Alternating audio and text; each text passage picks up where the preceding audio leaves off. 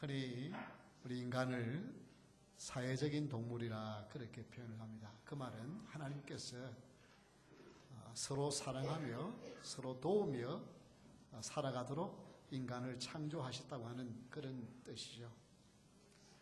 그럼에도 불구하고 서로 사랑하고 서로 협력하기보다는 오히려 서로에게 상처를 주고 때로는 미워하고 그렇게 살아가는 것을 봅니다. 그래서 어떤 그 공동체마다 어떤 모임마다 그래서 그렇게 하지 않기 위해서 나름대로의 규칙들이 있습니다. 그래서 이 규칙들을 서로 지키면서 서로 이제 위하고 살아가자 그런 공동체의 규범들이 있습니다. 오늘 이 본문에 나오는 이 말씀도 바로 이스라엘 공동체가 어떻게 건강하게 그렇게 살아갈 수 있는가에 대해서 하나님과의 관계만 아니라 인간관계에서의 건강한 공동체를 위한 말씀을 주고 있습니다. 그래서 오늘 제목을 공동체 생활이라고 하는 제목으로 하나님 주신 말씀을 통해서 은혜를 받기를 원합니다. 이 공동체 생활에서 첫 번째는 1절에 보면 너는 거짓된 풍설을 퍼뜨리지 말며라고 했습니다. 그래서 거짓말이 풍설을 퍼뜨리면 공동체가 어려워진다는 것입니다. 그래서 다 같이 한번 따라하겠습니다. 진실한 말, 진실한 말을 하면서 살아가는 것이 중요합니다. 너는 거짓된 풍설을 퍼뜨리지 말며 악인과 연합하여 위증하는 정인이 되지 말며라고 말했습니다. 여러분 공동체가 어떨 때 어려움에 빠집니까? 다른 여러 가지 어려움도 있지만 제일 큰 문제와 제일 자주 일어나는 문제가 바로 말 때문입니다. 그래서 말 때문에 문제가 생기는데 그래서 여기에 보면 거짓된 풍설이라 아니 풍설이라고 하는 말이 좀 번역을 요즘 쓰는 말로 아니 그냥 소식입니다. 이게 쉐마라고 하는 히브리어인데 그 말은 사마라고 하는 듣는다고 하는 말에서 온 거예요. 어떤 말을 들은 그 소식 그것을 어떻게 해요? 전달할 때 참 조심해야 된다는 것입니다. 왜냐하면 나는 분명히 듣고 나는 확실하게 말 하나도 안 옮기고 그대로 전했어요. 그랬는데 만약 나에게 전하는 사람이 어떻게 해요? 잘못된 정보로 거짓말을 전했으면 나는 어떤 사람이 되는 거예요?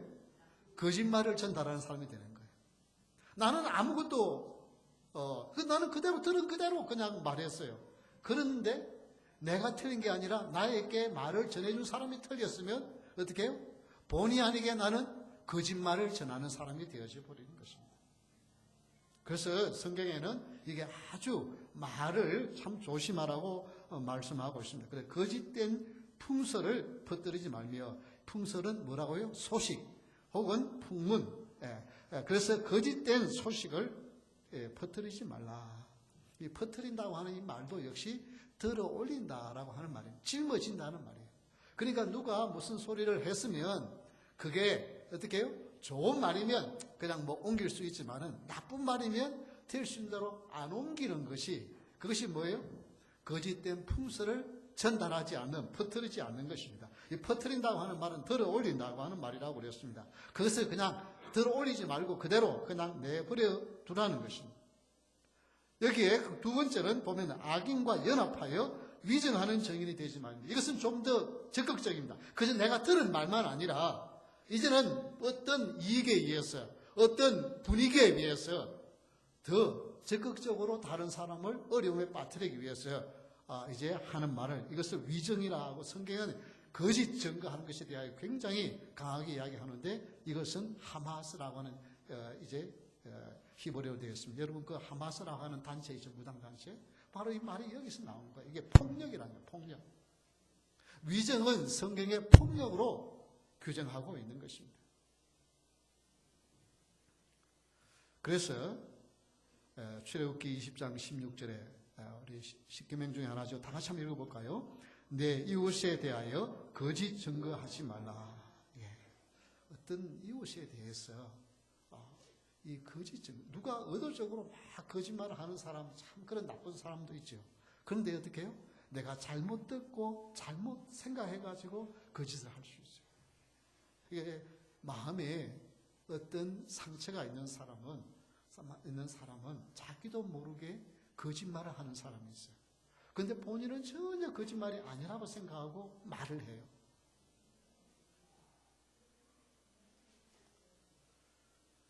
여러분, 그래서 참 말은 참 조심해야 되는데, 좋은 말은 하되 이 말이 진짜인지 가짜인지 여러분이 확인할 수가 없잖아요. 나쁜 말은. 그렇잖아요.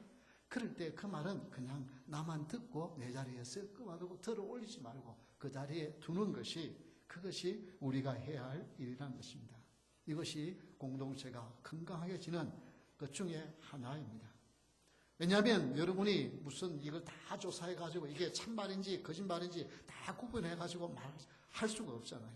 그래서 안 좋은 말은 그냥 안 옮기면, 그러면 거짓말을 옮기는 사람이 되지 않게 되는 것입니다. 여러분, 교회 안에서요, 누구에 대해서 실컷 욕하고 그 다음에 우리 교회 가자 그러면 누가 우리 교회 오겠습니까? 맞아. 당신이나 가시오. 그렇게 되는 거예요.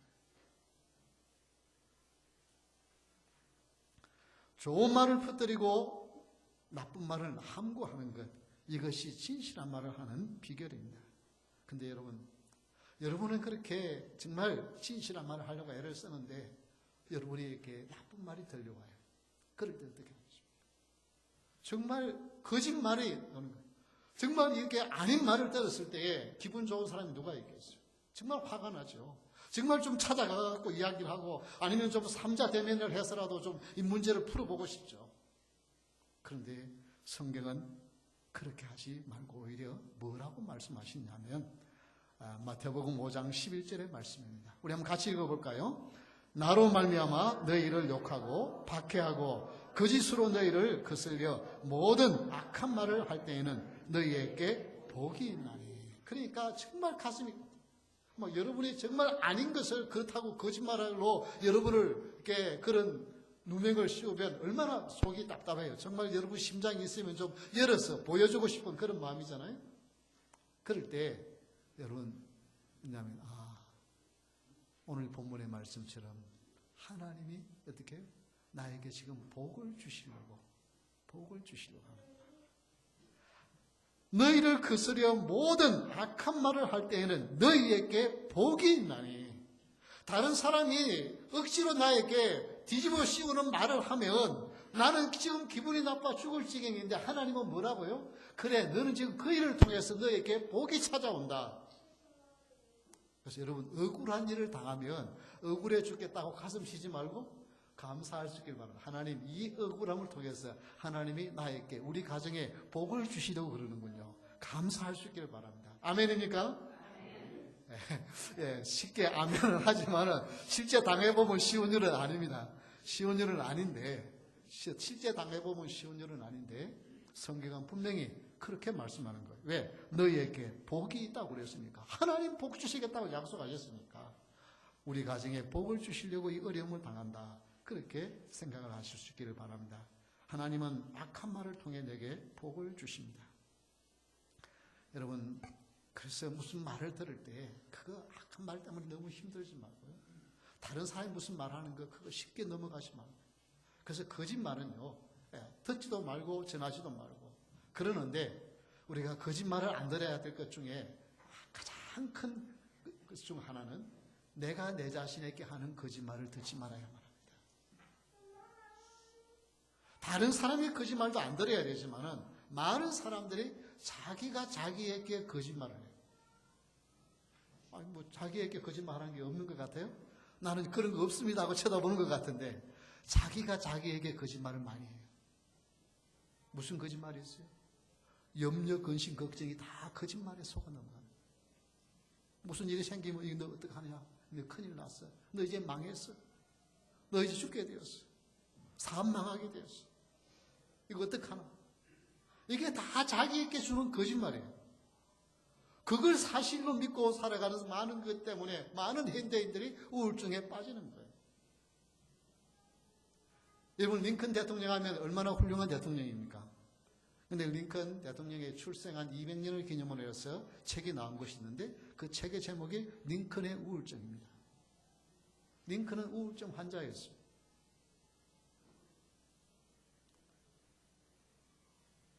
그는 기질적으로 이 우울증을 타고난 사람이었어요. 전에는 기질이, 우울증이 있나 했는데 요즘은 워낙 의학이 발달되어 있고 뇌 촬영을 해보면 우울증이 많이 걸린 사람들은 뇌 구조가 약간 달라요. 그 어느 부분에 뇌가 작고 혹은 뇌 신경세포가 이렇게 쭈글쭈글해져 있어요.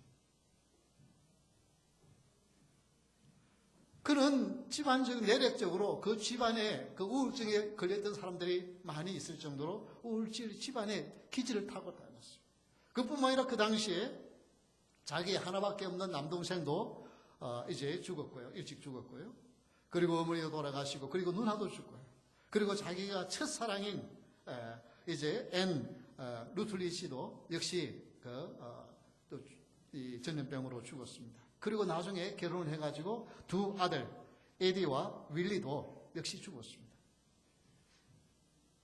그래서 링컨은 늘 자살하고 싶다고 하는 말을 자주 했다고 합니다. 그의 동료 변호사 스튜어트는 대책 없는 우울증 환자라 그렇게 링컨을 불렀다고 합니다.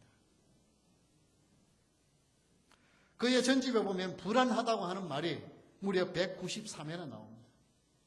그래서 다 불안했어요. 그런데 이렇게 우울증 환자였고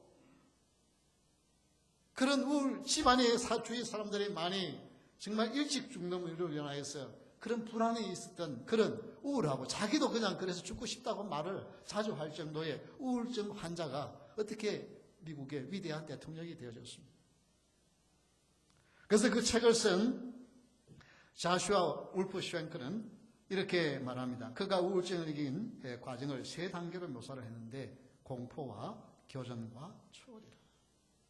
그래서 어떤 정말 염려가 되고 걱정이 되어지는 그런 불안의 일들이 나에게 다가오면 그거 없는 것처럼 그렇게 포장하지 말고 나 있다. 그러나 나는 이거 어떻게 할지 모르지만 어떻게 해요? 나는 싸워서 이길 수 없지만 나는 주님의 이름으로 주님의 능력으로 맞서겠다. 그리고 맞서는 거예요. 교전하는 거예요. 싸우는 거예요. 그리고 어떻게 해요? 그것을 주님께 맡기고 초월하는 거예요. 그래서 공포와 교전과 초월 이 세 가지로 그가 우울증을 이겨냈다고 기록을 하고 있습니다. 여러분 세상에요 아무 염려, 금식, 걱정 없는 사람이 있습니까? 네, 그 사람은 딱 둘 중에 하나입니다. 아주 믿음이 좋은, 정말 믿음이 좋은 사람이고 아니면 약간 맛이 간 사람. 둘 중에 한 사람. 맛이 간 사람은 뭐 늘 그냥 이렇게 희거리면서 사는 수 있잖아요. 그러지 않고는 다 염려가 있어요. 걱정이 있어요. 근데 그 걱정이 오히려 영혼의 핵심을 탐색하는 힘이 되어져요.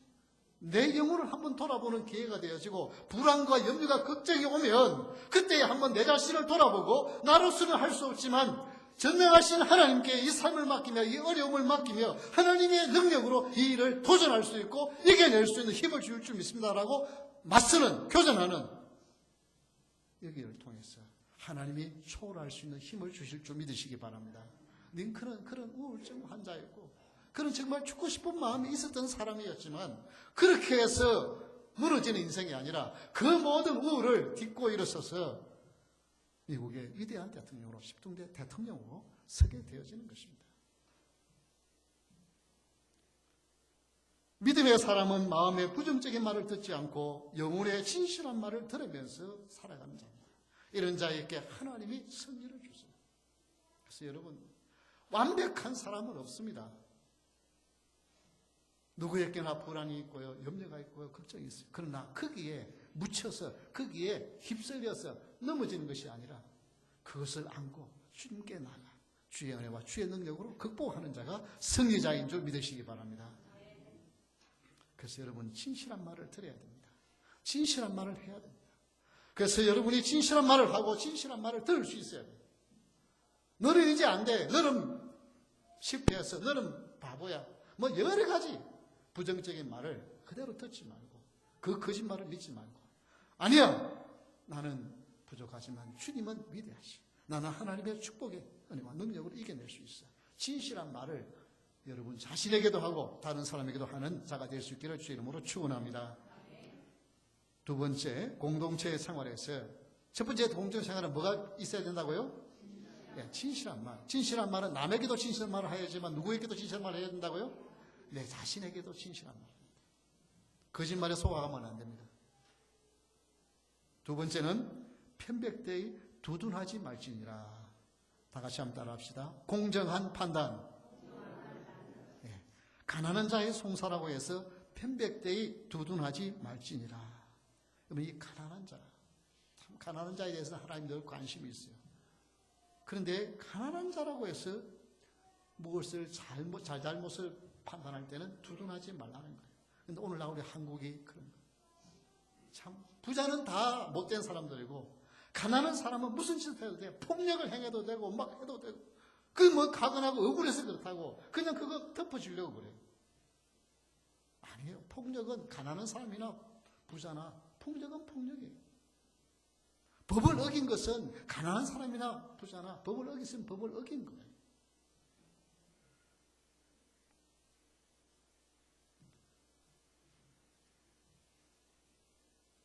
편백되이 두둔한다고 하는 말은 부풀어 올린다는 거예요. 마치 이게 가난하고 힘들어 어려운 상황에서 그렇게 힘든 사람이 있습니다. 그러나 그런 사람이라고 해서 잘못을 행한 것을 잘못이 아니라고 말하는 것은 그 사이를 무너뜨리는 거예요. 그래서 발이 안으로 굽어서는 안 되는 거예요. 내 자식이라도 잘못했다고 말할 수 있고 정말 나를 미워하고 나를 괴롭히는 참 소위 원수라고 표현할 수 있는 사람이 일을 할지라도 잘한 것은 잘했다고 말할 수 있는 거예요. 이게 공정합니다.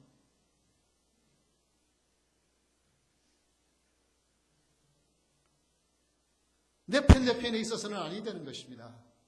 아무리 내 편이라도 잘못한 것은 잘못했다고 말할 수 있는 사람. 이게 공정하죠. 이게 성경에서 말하는 거예요. 레위기 19장 15절에 보면 너희는 재판할 때에 불의를 행하지 말며 가난한 자의 편을 들지 말며 세력 있는 자라고 두둔하지 말고 공의로 사람을 재판하지 말지며.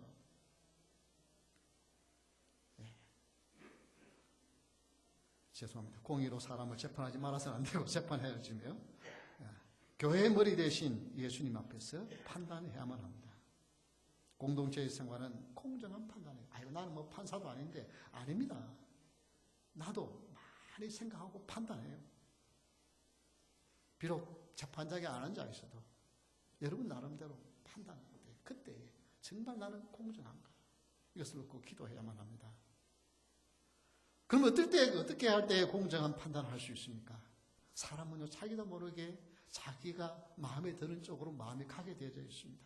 그걸 못 보게 되어 있어요. 그래서 하나님의 말씀을 읽고 하나님의 말씀을 묵상할 때 공정한 판단력을 가질 수 있는 사람이 됩니다. 그래서 히브리서 4장 12절의 말씀을 우리 한번 다 같이 읽어볼까요? 하나님의 말씀은 살아있고 활력이 있어 좌우의 날선 어떤 금보다도 예리하여 흠과 영과 및 관절과 골수를 찔러 쪼개기까지 하며 또 마음의 생각과 뜻을 판단하는 이 하나님의 말씀은 얼마나 예리한지 우리의 모든 것들을 다 철저하게 구분해내는데 우리의 마음의 생각과 뜻을 어떻게 한다고요? 판단해요. 그래서 하나님의 말씀을 대하면 너가 그렇게 생각해서 되느냐? 내가 하나님의 아들과 딸로서 그런 생각을 가져서는 되겠느냐라고 하나님의 말씀이 나를 책망해주고 그 판단해주고 그래서 말씀을 가지고 다시 내가 잘못 생각했구나 하고 갈 수 있다는 것입니다. 그래서 우리는 공동체가 건강하려고 그러면 올바른 말을 할 수 있는 판단력이 있는 사람, 이 사람들이 많아져요. 이것은 어떻게 해야 된다고요? 아무리 정말 중립적인 사람인 것 같아도요, 사람은 팔이 안으로 굽게 되어 있어요. 그래서 그 팔이 안으로 안 굽어지기 위해서는 뭐예요? 하나님의 말씀이 내 속에 있어야 됩니다. 성도는 내 생각보다 하나님의 말씀에 앞서서 판단하는 자가 되어야 하는 것입니다. 우리 지난주에 우리 한국의 동계올림픽 다음으로 많은 이슈가 되어진 큰 이슈가 있었습니다. 그것이 뭐냐 하면 이제 이재용 삼성 부회장이 이제 재판에서 풀려난 사건이었습니다. 이 재판을 맡았던 정형식 부장 서울지검 서울 지금이 아니고 서울 이제 거기에 부장판사였던 서울 지부라 그럽니까? 정형식 판사를 적폐 판사라고 부르면서 청와대 게시판에 정부장 판사를 파면하라고 하는 청원글이 600건 이상 올라왔고요. 12만 명이 그렇게 동의한다고 눌렀어요. 여러분, 그래서 일부 네티즌은 그의 신상만 틀어서는 안 된다. 그의 집안, 친인척 모두 다 신상을 다 틀어가지고 공개해야 된다. 삼성으로부터 얼마나 돈을 받았는지 다 밝혀내야 된다. 이제 그러면서 공격을 하고 있습니다. 그때 기자가 이렇게 물었어요. 내가 그거 다 안다. 다 안다. 그러나 법조인은 법리를 가지고 따져야 되지 않겠느냐. 부정청탁에 대한 당사자들의 인식이 뚜렷해야만 한다. 제3자 뇌물 혐의 전부를 다 무죄로 했습니다. 그러나 하나 36억 승마 지원한 것에 대해서 그것은 유죄로 하면서, 그러나 이것도 어느 나라에서 대통령이 좀 하라고 하는데 나 못하겠습니다라고 할 수 있겠네요.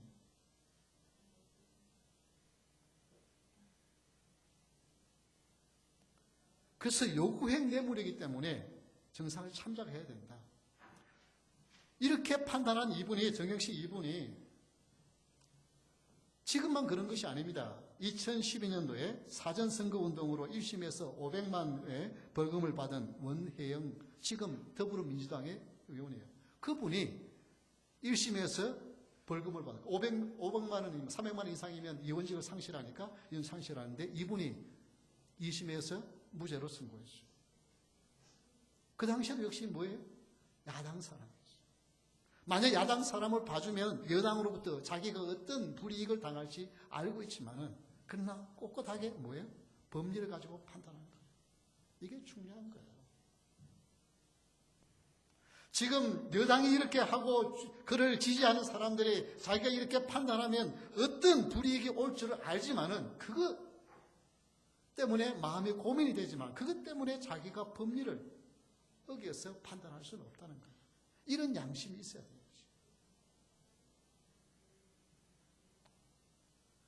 어떤 비난과 불이익을 각오하라도 공정한 판단을 하는 사람이 있을 때에 그 사회의 미래는 밝습니다. 그래서 여러분, 나와 가까운 사람, 나와 친한 사람이라고 아니라 정말 이것이 옳은가 그런가를 생각할 수 있는 그런 지혜를 나에게 달라고. 사람은요, 아무래도 팔이 안으로 굽게 되어져 있어요. 그래서 자기가 아니라 하나님의 말씀에 따라서 판단하는, 이럴 때 공동체는 건강해져 가요. 그래서 교회는 정말 저 사람을 미워서 하는 짓이 또 미웠다고 보면 안 되는 거예요. 저 사람이 아무리 미워도 하는 짓이 옳으면 옳다고 말해줄 수 있어요.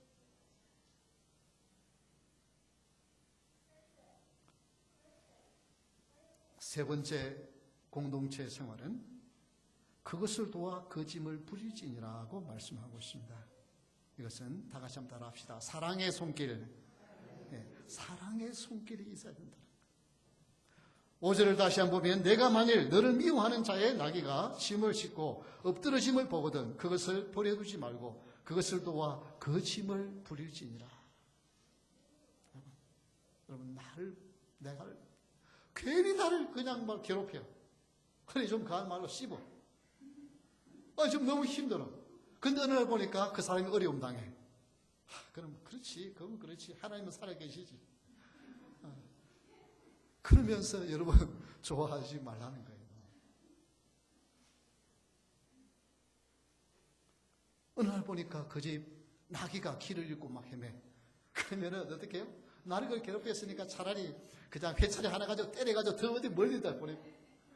그러고 싶은데 그러지 말고 어떻게 해요? 그거 꼭 끌어다가 그 집에 갖다 주래.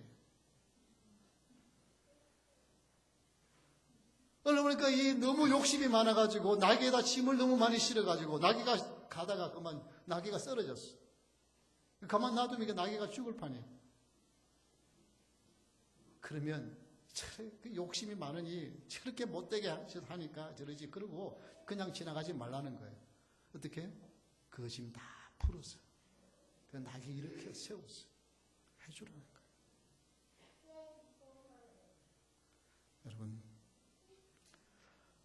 정말 여러분을 괴롭히는 사람, 힘들게 하는 사람이 어려운 일을 당할 때에 그저 그렇지, 하나님은 살아계시니까 가만 안 놔두지, 그렇게 생각하지 말고 여러분 그 사람의 어려움에 풀어질 수 있도록 여러분이 도와주라는 것입니다.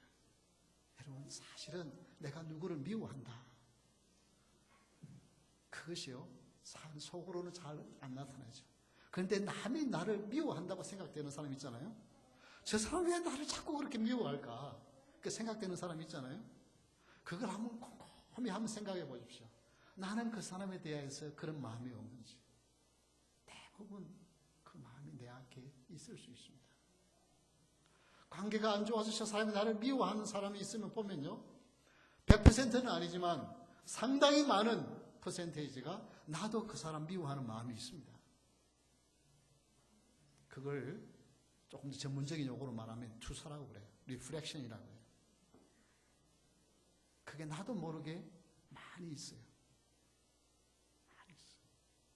그래서 저 사람이 나를 미워한다고 막 소리를 하면, 다른 말로 말하면 나도 저 사람 미워 그러면서 다니는 거랑 마찬가지라니까요.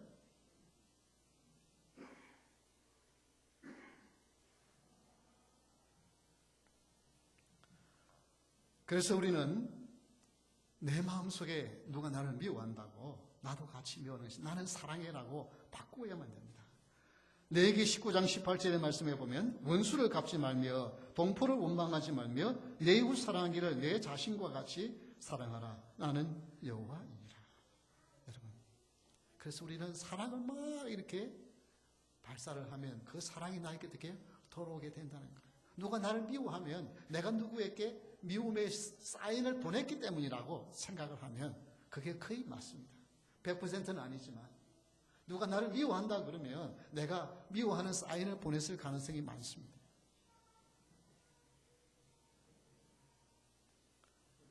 그래서 공동체는 행복을 베풀 때 행복으로 돌아오는 메아리입니다.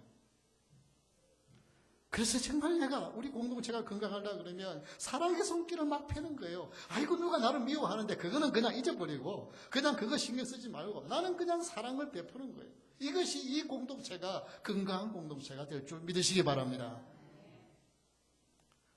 신약은 단순히 그냥 원수를 갚지 말라고 하는 정도가 아니라 누가복음 6장 27절 28절에 우리 주님이 이렇게 말씀합니다. 우리 한번 다 같이 큰 소리 읽어볼까요?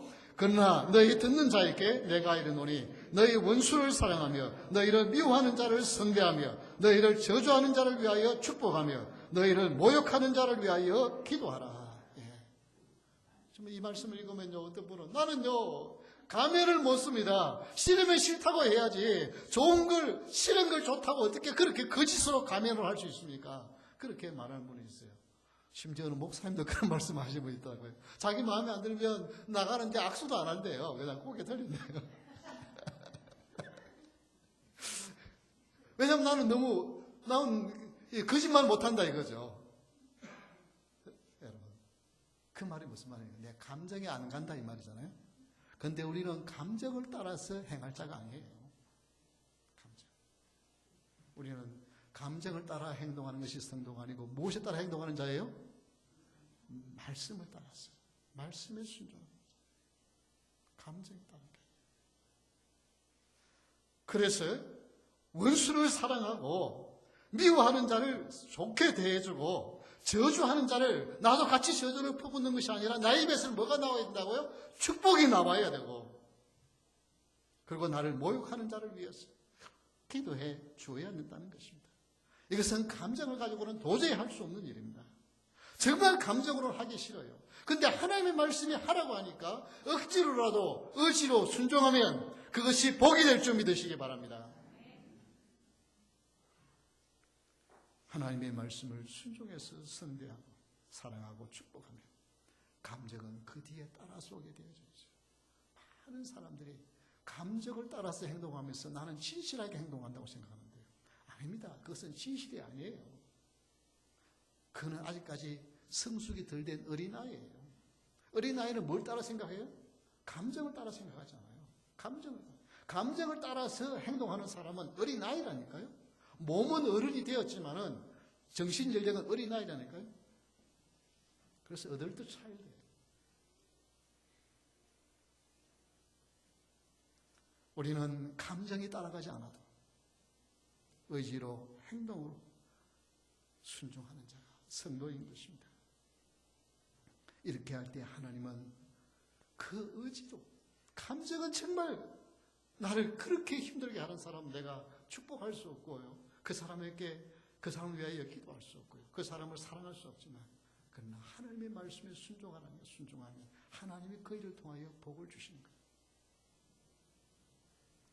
일제 강점기 때 황철도 목사님, 저희 교단 목사님, 아주 훌륭하신 목사님이세요. 굉장히 영향이 있습니다. 그분 아드님과 같은 시기에 같이 공부를 했는데, 이분이 그 일본에서 공부를 하실 텐데 방학 때가 되면 학비를 벌기 위해서 이제 그 일하는 사람들을 이제 회사에다 소개해주고 하는 이제 그런 일들을 하겠습니다.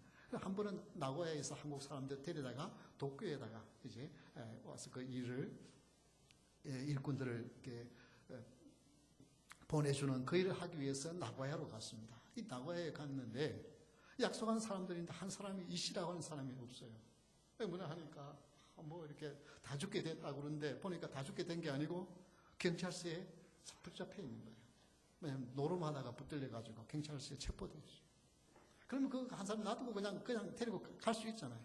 근데 이 목사님은 그래도 이거 약속을 한 사람이니까 데리고 가야지 하고 경찰서 가서 먼저 모이는 사람들 보고 먼저 도쿄로 가라고 그렇게 하고는 이 경찰서에 가서 사정하고 이야기해서 그 사람을 떼고 그 다음날 아침에 나왔어요.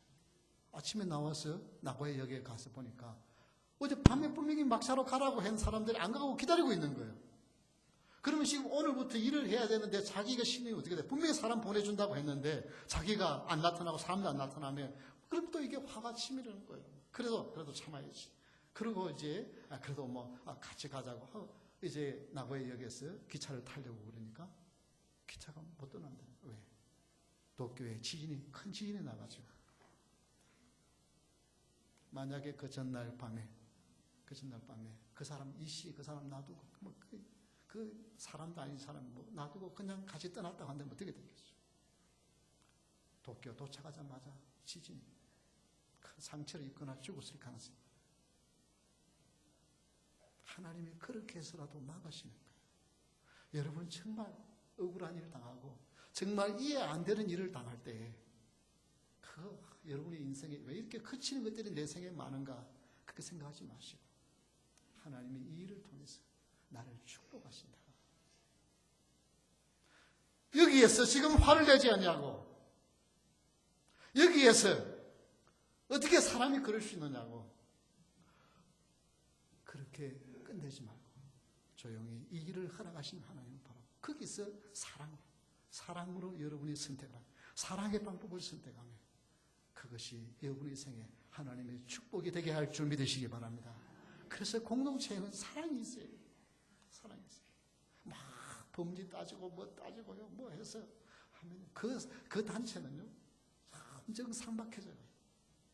그런데 그냥 잘못한 거 좀 덮어주고 좀 해주고 그리고 그냥 이해할 수 없는 일인데 그거 그냥 그렇게 해나가면 사랑의 손길이 있을 때, 사랑의 도움의 손길이 있을 때 그 공동체는 건강해져요. 그래서 우리 교회가 첫째는 뭐예요? 어떻게 한다고요? 네, 우리가 진실한 말을 해야 돼요. 두 번째는 뭐예요? 네, 우리가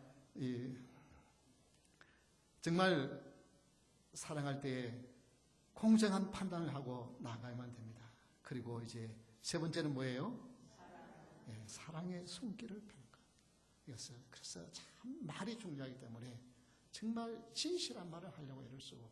그래서 여러분 그냥 이 덴부에 소식탱이 도면 별로 안 좋습니다. 요즘 무슨 일이 있어? 하고 자꾸 하면 그럼 여러분은 할 말이 쭉 많이 쌓여서 갖고 조절조절 내놓으면 그거 별로 안 좋아요. 왜냐하면 진실한 말을 전달할 가능성보다는 부풀린 말, 거짓말을 전달할 가능성이 많기 때문에. 그래서 좋은 말은 할 수 있지만은요, 안 좋은 말은 그냥 듣고는 입으로 안 나오는 것이 그게. 공정한 판단. 팔이 안으로 굽어서는 안 됩니다. 팔이 안으로 굽어서는 안 됩니다. 솔직하게 내 자식이라도 잘못한 것은 잘못했습니다. 말할 수 있습니다. 그리고 그것만 아니라 이제는 사랑의 손길을 폈어. 사랑하면서. 삶으로 말미암아 일이 꼬이고 풀리지 않았어. 힘들 때 불평하지 말고 하나님은 오히려 그 꼬인 것이 하나님의 축복으로 변질된 축복. 그래서 하나님이 나에게 왜 이렇게 힘들게 하느냐가 아니라 하나님이 이것을 변장된 축복으로 나에게 온다니까요. 다 같이 한번 따라 합시다. 어려움은 변장된 축복이다.